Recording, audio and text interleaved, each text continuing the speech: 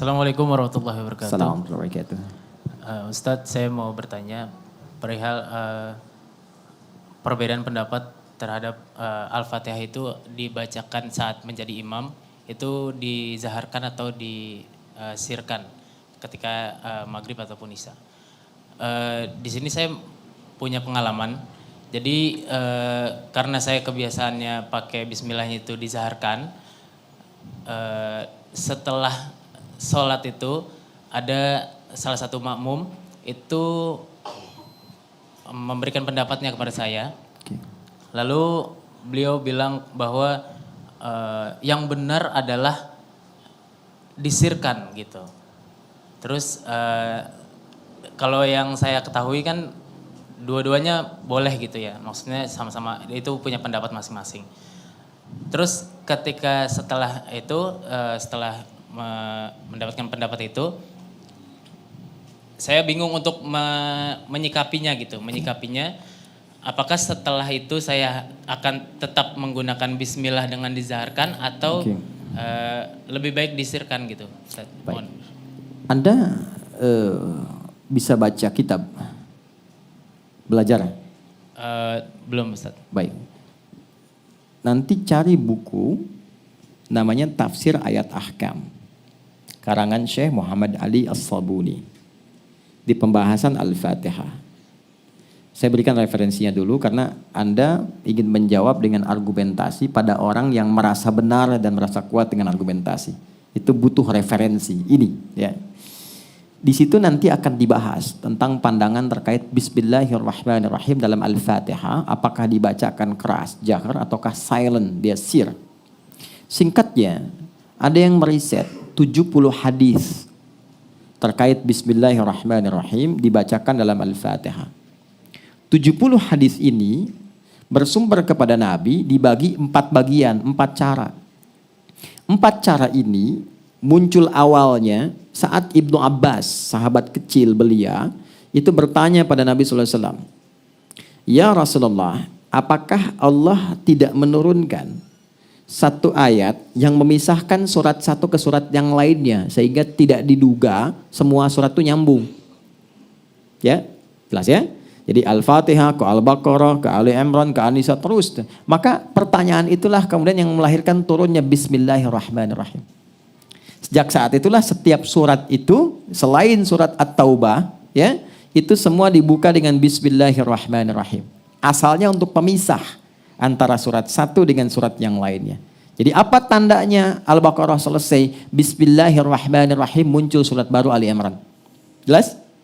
Nah, ketika Al-Fatihah dibacakan oleh Nabi, cara baca Nabi itu dengan Bismillahirrahmanirrahim ada 4 cara dan ini 70 hadis.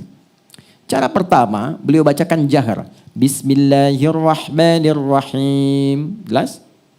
Cara kedua, beliau bacakan sir, silent. Bismillahirrahmanirrahim. Alhamdulillahi Rabbil Alamin. Ingat, kalau silent, sir, jangan tempelkan di mic. Cukup kita yang dengar. Jadi nggak usah kasih tanda ke belakang. Bismillahirrahmanirrahim. Alhamdulillahi Rabbil Alamin. Itu namanya jahar juga. Ya kan? Silent. Yang ketiga, nggak dibaca sama sekali. Sebelum tadi kalimat Bismillahirrahmanirrahim turun, kan dimulai dari Alhamdulillah. Makanya ada hadis-hadis viral, saya sholat di belakang Nabi, Abu Bakar, Umar, Uthman, Ali. Bacanya Alhamdulillahirrahmanirrahim. Itu sebelum periode Bismillah turun. Jelas? Maka tidak baca tuh langsung Alhamdulillahirrahmanirrahim. Yang keempat, kadang dibaca jahar rakaat pertama, yang selanjutnya nggak dibaca lagi. Ya, waktu sholat Jumat, Imam Syekh Sudais pernah di sini Imam di Istiqlal. Yang pertama baca Bismillah dijaharkan, selanjutnya nggak baca. Ya, atau disirkan dalam versi Ahmad bin Hanbal. Keempat-empatnya ini ada. Maka 4 ini disebut manhaj. Semua petunjuk dari Nabi tentang cara baca. Kalau kita pilih salah satu, itu namanya madhab. Karena nggak mungkin keempat-empatnya. Ya, coba Anda jadi imam baca. Bismillahirrahmanirrahim. Bismillahirrahmanirrahim. Nggak dibaca sama sekali. Nggak mungkin.